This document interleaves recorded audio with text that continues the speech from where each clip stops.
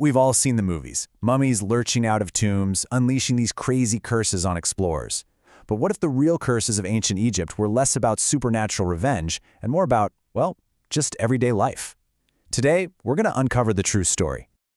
Okay, so right off the bat, I want you to just clear your mind of every Hollywood mummy movie you have ever seen. Seriously, forget the shambling monsters and the wild, supernatural booby traps. The truth is way more practical. And honestly, it's a lot more fascinating.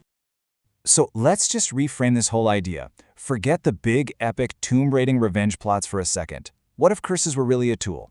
A tool for dealing with the very real, very human problems that people faced thousands of years ago. I mean, think about it. We're talking about curses to win over a rival in love, spells to cure what was probably malaria, magical defenses to protect your property lines, and even quick little incantations to stop a scorpion dead in its tracks. These were the real, everyday concerns. Because that's really what this is all about.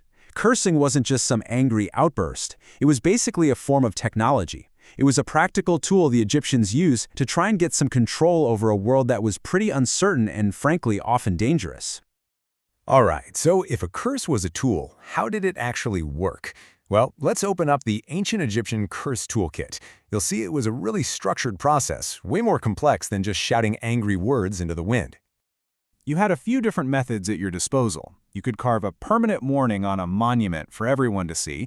You could make a little physical model, an effigy of your target to mess with them directly. You could recite a very specific magical spell to activate its power. Or you could just physically damage a statue or a drawing of a person or thing, a symbolic act to totally neutralize its power. And what's really cool is the variety in their tools. See, on the left, you've got this crude little wax figure. This was your basic homemade job, probably whipped up quickly for a private ritual against a personal enemy. But on the right, you've got a much more detailed terracotta figure. The beard, the hairstyle, that marks him as a foreigner, an enemy of the state. This shows you the whole range, from personal DIY curses to state-sponsored magic. Curses were also a form of medicine. Believe it or not, this papyrus here has a spell on it designed to fight off recurring fevers and sweating. Symptoms that perfectly match malaria. The spell goes after the supernatural things they believed caused the illness, trying to banish them from the body. It was basically a magical prescription.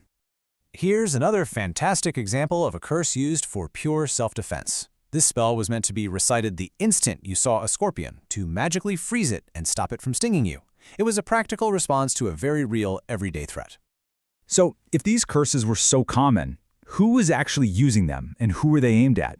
Well, the answer is surprisingly simple. Pretty much everybody.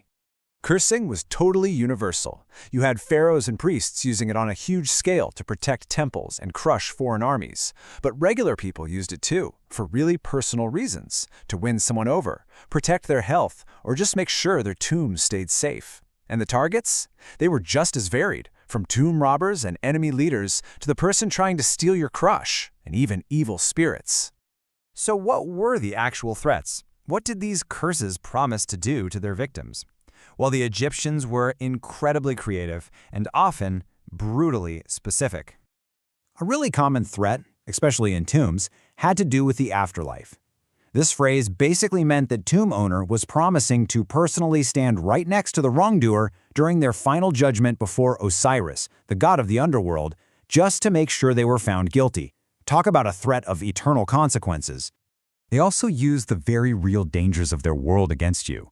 This threat promised that the animals of the Nile, crocs, hippos, plus snakes and scorpions on land, would actively hunt you down. This wasn't just, a threat of bad luck. This was a promise that nature itself would turn against you. This one is just so poetic and grim. It means the target will be denied a proper burial. Their body will be left lying face down in the dirt, no linen wrappings, no coffin. And for an Egyptian, this was absolutely horrifying because it could completely destroy their chance at a successful afterlife. And the threats didn't just stop with you. Curses were a powerful deterrent because they often extended the punishment to your family. This one promised not just your own ruin, but the public humiliation and destruction of your entire household. So now we get to one of the strangest and honestly most fascinating forms of cursing the Egyptians practiced, targeting people who were already dead. And this brings us to the mystery of the so-called reserve heads. So, These things are found in Old Kingdom tombs. They're these super lifelike limestone sculptures of the person who died.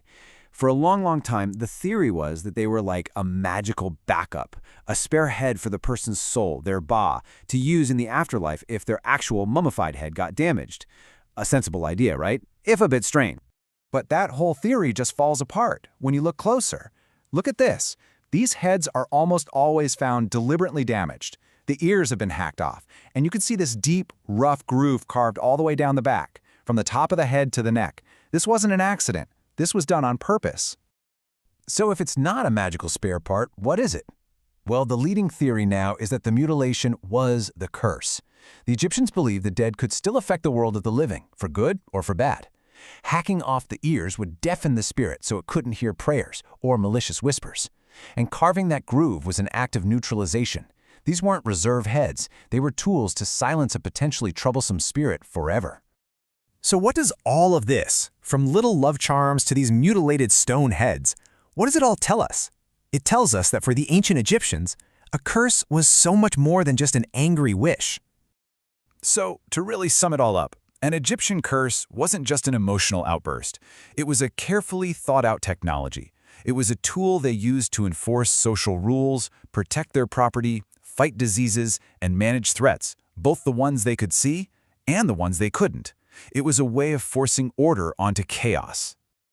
And that really gets at a fundamental human need, doesn't it? The ancient Egyptians used magic and rituals to try and control their universe. It really makes you wonder, what are our modern equivalents? What systems, technologies, or beliefs do we rely on today to feel like we have some sense of control over our own uncertain world? Definitely something to think about.